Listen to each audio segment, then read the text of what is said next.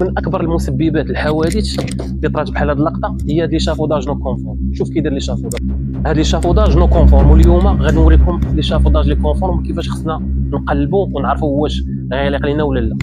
يلا شوف الدراري، مشنا داك المشكل دابا غنعرفوا ولا غنتعلموا كيفاش نفيريفيو لي شافوداج باش نشوفوا لي شافوداج واش كونفورم ولا لا. من الحوايج المهمين بيان سور الارض خصها تكون ما كتزلقش وكتكون صابل قاصحه، وبيان سور ما مايلاش، يعني كتكون مقاده.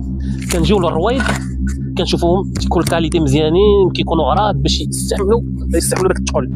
وكنديروا سيستم فراناج، يعني كنفرانيو، كنشوفوا لي ستابيليزاتور كاينين تما مزيانين من الالومنيوم، كاليتي مزيانه. علاش؟ لان الالومنيوم كيكون خفيف دغيا كيديبلاصا لي شافوداج، ما كيتاثرش بالعوامل المناخيه الميديتي اكسيتيرا، يعني كيطول بعاد.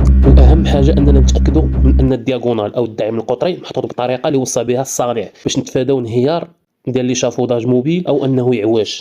ومن بعد غادي نشوفوا لاطولاج الهاردكور الليس والسوليس والبلات. اهم حاجه البلانت خاص يكون العلو ديالها 15 سنتيم باش نيفيتيو اي اوبجي يقدر يطيح لنا على شي واحد يدردب ويطيح. وخصنا نردوا البال هذاك الفراغ اللي كيكون بين البلانت وبين البلاتفورم اللي كيوقف عليها العامل، خصنا نردوا البال داك الفراغ ما يكونش اكثر من 5 ملم باش ما يدردبش لينا شي بولون صغير ولا شي حاجه. ومن المفروض على الليس يكون الارتفاع ديالو متر و10، وخاص السوليس يكون الارتفاع ديالو 50 سنتيم. وهنا من غادي تجمعوا بجوج يعطينا كارد كور. وهذا الكارد كور وبيان سور لا تسكين على داك الكارد كور اللي كيتكون من الليس والسوليس خصو يسيبورتي على الاقل 90 كيلوغرام من جوج جوي. شوف معايا التقنيه اللي كتضمن لك ان هذاك الكارد كور غادي يستحمل اكثر من 90 كيلوغرام، يعني غتخدم وانت مرتاح. وما نساوش التخاب خاص يكون عنده واحد الغطاء كيتسد وكيتحل بطريقه محكمه في حاله النزول او الصعود باش ما يطيحش بنادم. وما نساوش ان المنصه ولا البلاتفورم خاصها تكون اونتي ديغابونت، يعني مقاومه للانزلاق، سواء كانت الغبره ولا شويه فازقه، العامل ما يزلقش لينا ويطيح، يعني يطيح اوريزونتال.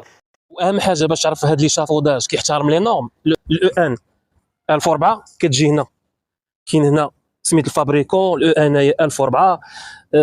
كيفاش تستعمل لي شافوداج، كاين بزاف المعلومات هنا.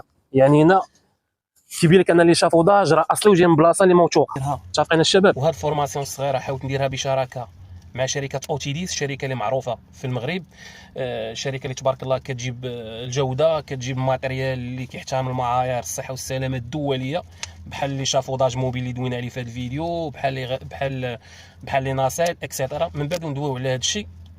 الا عجبكم الفيديو ومهتمين قولوا لي، نديروا بحال هاد الفيديوهات يكونوا فيهم بحال براتيك، بحال اللي كتوصل المعلومه، بحال اللي كنوريك الماتيريال اللي عنده جوده طالعه واللي ممكن يلعب دور مهم باش يحميك ويحمي الخدامه ديالك ولا يحمي